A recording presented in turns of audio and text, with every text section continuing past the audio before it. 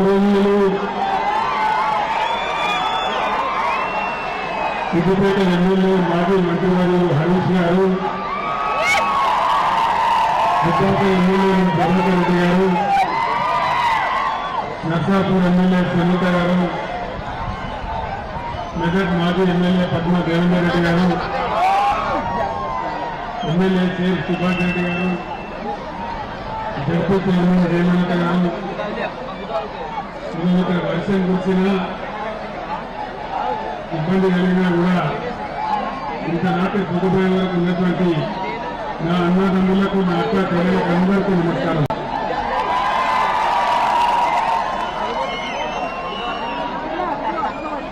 ఇప్పుడు జరిగే ఈ పార్లమెంట్ ఎలక్షన్లలో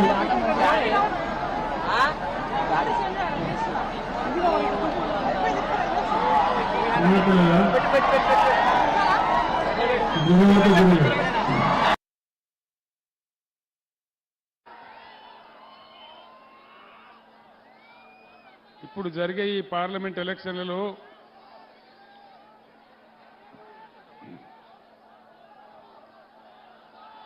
వినబడతలేదా?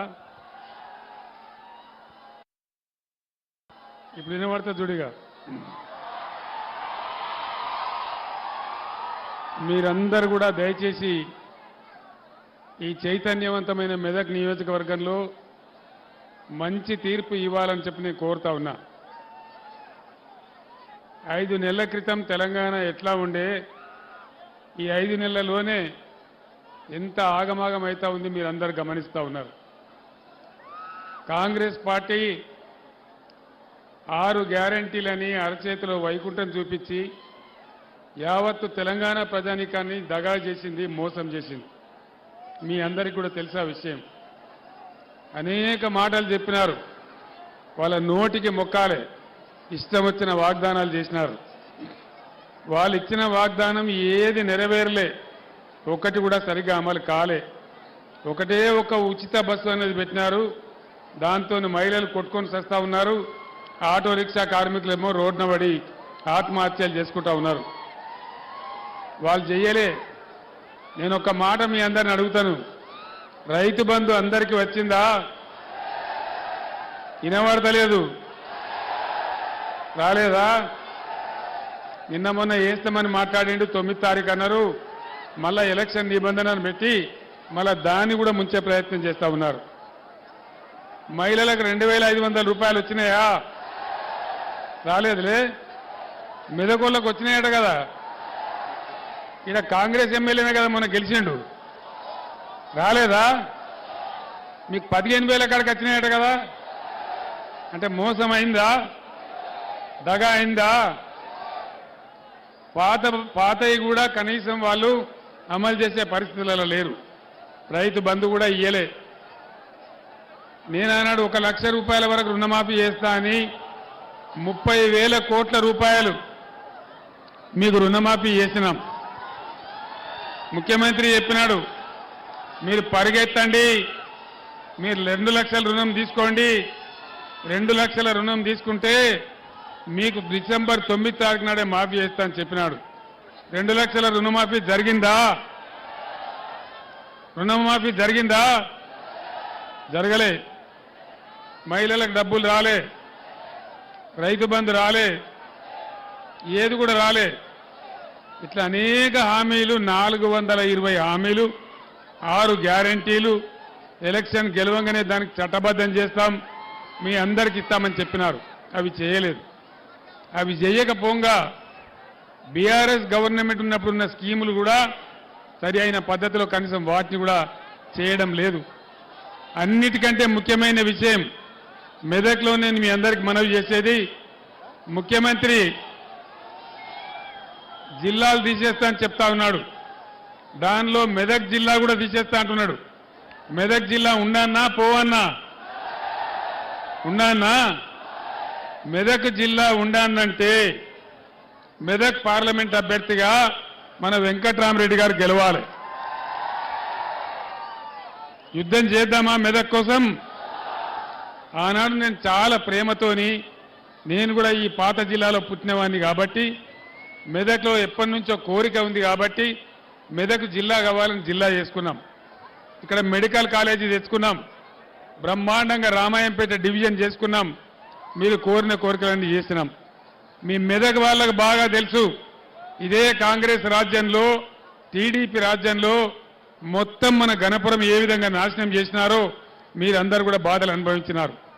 దాదాపు 150 కోట్లు పెట్టి గణపురం ఆనకట్ట మొత్తం బాగా చేసి ఆనకట్ట ఎత్తు పెంచి బ్రహ్మాండంగా దాన్ని మీకు అనేక విధాలుగా అందించినాం.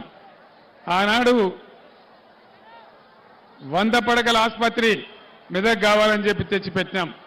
దాని ఇలా ఈ కాంగ్రెస్ ఎమ్మెల్యే కాంగ్రెస్ ప్రభుత్వం 50 పడకలకు కుదిరించినారు. ఏడుపాయల దుర్గాభవాని జాతర బ్రహ్మాండంగా జరగాలని 100 కోట్ల రూపాయలు నేను మంజూరు చేసినాను. దాన్ని కూడా తీసుకొని పోయినారు. అదేవిధంగా మెదక్ మున్సిపాలిటీ అభివృద్ధి కోసం నేను 50 కోట్లు మంజూరు చేస్తే దాన్ని కూడా రద్దు చేసినారు, దాన్ని కూడా తీసేసినారు. రామాయంపేట మున్సిపాలిటీ కోసం 25 కోట్ల రూపాయలు నేను మంజూరు చేస్తే దాన్ని కూడా ముంచేసి ఈరోజు దాన్ని కూడా వాపసు తీసుకొని పోతా ఉన్నారు. ఈ విధంగా కొత్త హామీలు వాళ్ళు చేయకపోయినా పాత ప్రభుత్వంలో చేసిన మంజూరీలు కానీ పాత ప్రభుత్వం ఇచ్చినటువంటి శాంక్షన్లు కానీ వాటన్నిటిని కూడా ఈరోజు రద్దు చేస్తూ ఉన్నారు. మీరందరూ గమనించాలని చెప్పి నేను కోరుతా ఉన్నా. ఈ విషయాలన్నీ మీకు ఇప్పటికే వీళ్ళందరూ చెప్తుంటారు, కానీ మళ్ళొక్కసారి చెప్పడం నా బాధ్యత అని నేను మీకు మనవి చేస్తా ఉన్నా. ఇక నరేంద్ర మోడీ బీజేపీ ప్రభుత్వం 10 ఏళ్ల కింద అధికారంలోకి వస్తే ఒక 150 హామీలు ఇచ్చినాడు ఆయన. 150 ఒక్కటన్నా అమలు జరిగిందా? సబ్కా సాత్ సబ్కా వికాస్ జరిగిందా? ఇంటికి 15 లక్షలు ఇస్తామన్నారు, వచ్చినాయా? వచ్చే దినన్నారు, వచ్చిందా? రైతుల ఇన్కమ్ డబల్ చేస్తామన్నారు, జరిగిందా? అంటే ఏమి జరగలే.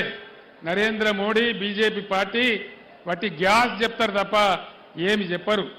వాళ్ళ యొక్క ఎజెండాలో బీజేపీ ఎజెండాలో పేదల బాధలుండయి, పేదల కన్నీళ్లుండయి, పేదల కష్టాలుండయి, ఏది కూడా ఉండదు.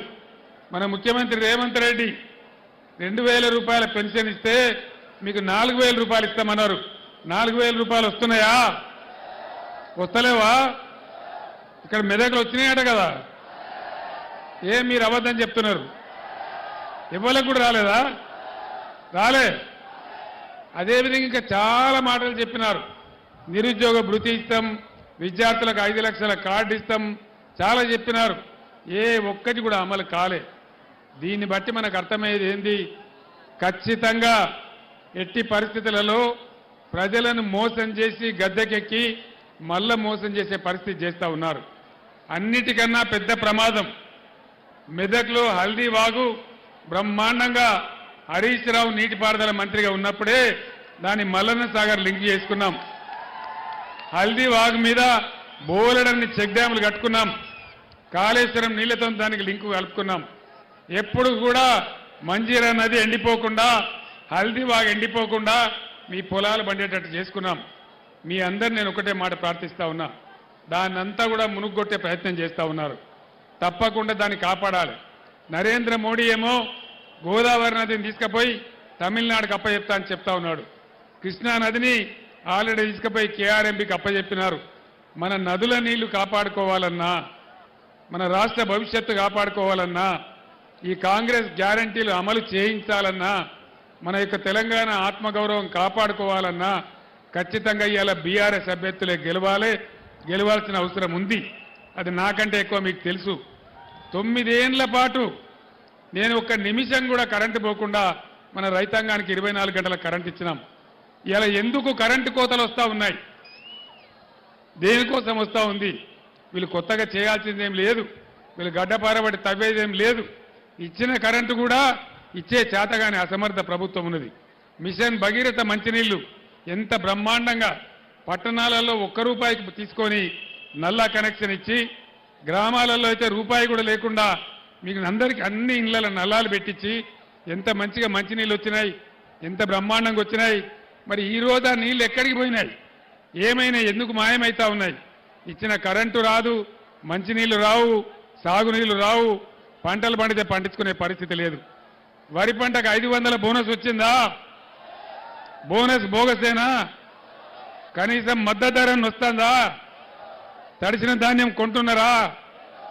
అన్ని రకాలుగా రైతులకు ఒక శాపం లాగా ఈ కాంగ్రెస్ పార్టీ తయారైంది. రైతుల పాలిటి శాపంగా రైతు బంధు రాదు, కరెంటు రాదు, సాగునీళ్లు రావు, పండించిన వడ్లకు ధాన్యం ధర రాదు. మరి ఏం చేస్తున్నట్టు ప్రభుత్వం? ఎవరి కోసం పనిచేస్తున్నట్టు? దయచేసి ఆలోచించాలని నేను కోరుతా ఉన్నా. ఆగమాగం జగన్నాథం కాదు. ముఖ్యంగా యువ సోదరులు, రైతు సోదరులు, మెదక్ ప్రాంత మేధావులు ఆలోచన చేయాలి. గోదావరి మాయమైతే ఉన్న ఒక్క గోదావరి తమిళనాడు, కర్ణాటకకు తరలిపోతే మన రాష్ట్రం గతి ఏం కావాలి? ఇన్నేళ్లు చేసుకున్న పనులన్నీ ఎట్టుపోవాలి? మనం కట్టుకున్న ప్రాజెక్టులన్నీ ఎక్కడికి పోవాలి? మరి మొత్తం నష్టపోదామా? మళ్ళీ బీఆర్ఎస్ను కాపాడుకొని బ్రహ్మాండంగా బీఆర్ఎస్ శక్తితోనే పోరాటం చేసి మన అస్తిత్వం కాపాడుకుందామా? మీరు ఆలోచించాలని నేను కోరి మాట్లాడుతూ ఉన్నా. ఆనాడు తెలంగాణ కోసం మీ అందరికి తెలుసు, తెలంగాణ ఉద్యమం జరిగిన నాడు మీరందరూ కూడా నన్ను దీవించినారు. 15 ఏళ్లు పోరాటం చేసి చావు నోట్లో తలకాయ పెట్టి తెలంగాణ సాధించిన విషయం మీ అందరికి తెలుసు. తెచ్చిన తెలంగాణను ఒకటొకటి బాగు చేసుకుంటూ ఒక పొదరిల్లాగా బ్రహ్మాండంగా చేసుకుంటా ఉన్నాం. మొన్న అసెంబ్లీ ఎలక్షన్లో కాంగ్రెస్ ఇచ్చిన వాగ్దానాలు నమ్మి మీరు కాంగ్రెస్కు ఓటేసినారు. అనవసరంగా మనం దెబ్బతినిపోయినాం.